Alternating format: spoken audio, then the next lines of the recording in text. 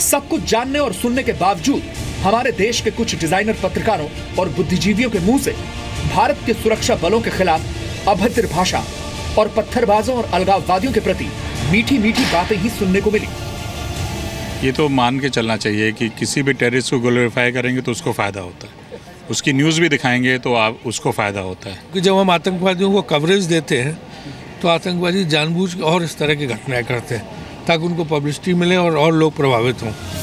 हालांकि जब ऐसे पत्रकारों और बुद्धिजीवियों की पोल खुलती है तो वो खुद को देशभक्त बताकर मुंह छिपाने की कोशिश करते हैं, लेकिन ऐसे लोगों के कानों पर जूं तक नहीं रेंगती। जब हाफिज सईद जैसा आतंकवादी पाकिस्तान में बैठकर बुरहान वानी के जनाजे को स्पॉन्सर करने की बात कहता है, वैसे सिक्के का दूसरा पहलू यह भी है कि भारत विरोधी सोच रखने वाले ऐसे पत्रकार और बुद्धिजीवी भारत विरोधी कार्यक्रम का लाइव टेलीकास्ट करते हैं और देश में पाकिस्तान परस्त विचारधारा को मजबूती देने का काम करते हैं।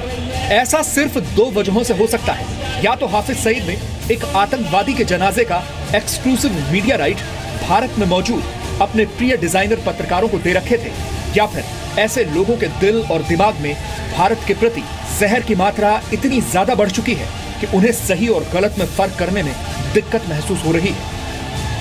कोई भी इविल है, कोई भी किसी भी तरह की शैतानी हरकत है, उसको बढ़ावा नहीं देना चाहिए, ग्लोरीफाई नहीं करना चाहिए, उसको बहुत ज़्यादा पब्लिसिटी नहीं देना चाहिए। ये एक सिद्धांत है कि जिसको ख़त्म करना है उसका नाम जुबान पर मत लाइए, तो ये होना चाहिए। अब इस आतंकवादी को ही देख लीजिए। इसका नाम है बहादुर अली उर्फ सैफुल्ला, जिसे हाल ही में जम्मू कश्मीर के कुपवाड़ा में नौगाम सेक्टर से जिंदा पकड़ा गया था। इसने पूछताछ में यह बात स्वीकार की है कि वो पाकिस्तान के लाहौर से है और मुजफ्फराबाद कैंप में हाफिज सईद की आतंक की फैक्ट्री लश्कर ए तैयबा का प्रोडक्ट है। क्या है? मेरा नाम बहादुर अली। आपकी बर्थ डेट क्या है? मेरी 12/17/1995। आप कहाँ के रहने वाले हैं? मैं जिया बकल गाँव का रहने वाला हूँ। तहसील मेरी रायवीन है और जिला लाहौर पाकिस्तान का हूँ। आपने ट्रेनिंग कहाँ हासिल की? हमने ट्रेनिंग इस्लामाबाद से सफर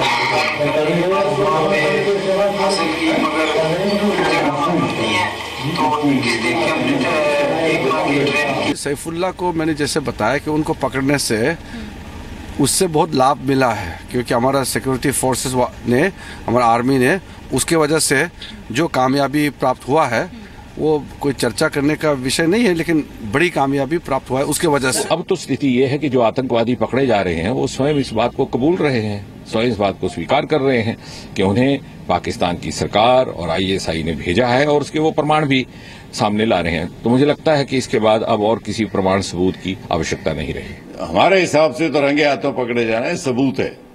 वो एनकाउंटर कर रहा था सिक्योरिटी फोर्सेस के साथ, लेकिन पाकिस्तान इसको मानता है या नहीं मानता वो तो समय बताएगा। मैं नहीं समझता कि पाकिस्तान, जो उदाहरण मैंने दिए आपको कि पहले भी कोई बात उन्होंने नहीं मानी है, ये भी नहीं मानेगा। तो पहले भी उधमपुर में भी टेररिस्ट पकड़े गए थे, उन्होंने भी कहा था कि वो पाकिस्तान में उनकी ट्रेनिंग हुई है और पाकिस्तान के रहने वाले हैं, पर Pakistan government, intelligence agency, army हमेशा इसको नकारती रही है। ये कहाँ तक इस बात को नकारते रहेंगे, ये पाकिस्तान को साफ दर्शाता है कि ये नेशन कभी और वहाँ के लीडर जो है कभी सच नहीं बोलते। लेकिन मुमकिन है कि अब इस आतंकवादी के लिए भी भारत के बुद्धिजीवी जल्द ही मानवाधिकार की बातों वाला पिटारा खोलकर बैठ जाएंगे और डिजाइनर पत्रकार इस आतंकवादी को मासूम बताकर प्राइम टाइम डिबेट करने लगेंगे। लेकिन सच विचलित हो सकता है, पराजित कभी नहीं हो सकता। पिछले कुछ दिनों में लश्कर ए तैयबा के आतंकवादी हाफिज सईद ने जो कुछ भी बातें कही हैं, उससे ये बात स्पष्ट हो जाती है कि कश्मीर में अशांति फैलाने के पीछे हाफिज और उसके आतंक की फैक्ट्री जिम्मेदार है।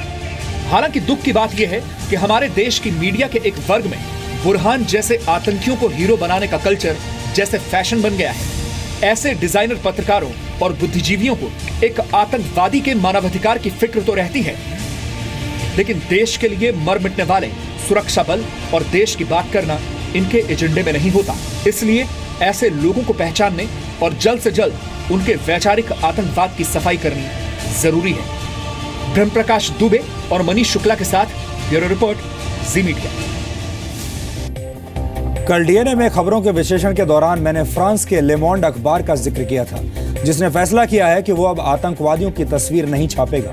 इस अखबार का मानना है कि ऐसा करने से आतंकवादियों की हीरो जैसी छवि बनती है। और मैंने आपसे ये भी कहा था कि जी न्यूज ने कभी भी किसी आतंकवादी को हीरो नहीं बनाया है, और हमने इस बात का खास ख्याल रखा था कि बुरहान वानी को हीरो बनाने वाली कोई भी बात हम प्रसारित ना करें। हम चाहते तो आज हाफिज सईद की बातों को सेंसर कर सकते थे, बुरहान वानी की तस्वीरों को काला कर सकते थे, लेकिन हम इस बात को कभी भी नजरअंदाज नहीं कर सकते कि हमारे देश के भीतर बैठे कुछ लोग आतंकवादियों के एनकाउंटर के लाइव टेलीकास्ट के सह प्रायोजक बन जाएं, उसके जनाजे की तस्वीरों को शोक दिवस के तौर पर मनाएं और आतंकवादियों के मानवाधिकार की बात करके देश के सुरक्षा बलों के हौसले को तोड़ने का काम करें। अगर हमने ऐसी ताकतों के खिलाफ आवाज नहीं उठाई तो हमारे देश के भीतर मौजूद ऐसे लोग दूषित विचारों वाला आतंकवाद फैलाते रहेंगे जो देश के हित में नहीं है। आज देश के पत्रकारों के सामने ये विकल्प है कि वो निष्पक्ष रहें या तटस्थ। यहां पर आपको मौजूदा दौर की पत्रकारिता में निष्पक्ष और तटस्थ होने के बीच का फर्क समझना होगा।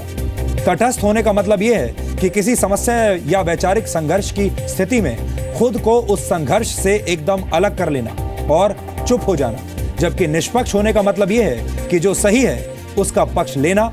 बहुत से लोग निष्पक्ष होने का गलत अर्थ निकालते हैं। निष्पक्ष होने का मतलब यह नहीं है कि आप किसी भी पक्ष की तरफ नहीं होंगे। निष्पक्ष होने का मतलब है आप सच का साथ देंगे और बिना किसी पूर्वाग्रह के अपनी बात रखेंगे। सच का साथ ना देना और स्थितियों से मुंह छुपाना किसी अपराध से कम नहीं। इसलिए तटस्थ होना एक अपराध है और हम हमेशा निष्पक्ष रहते हैं, तटस्थ नहीं।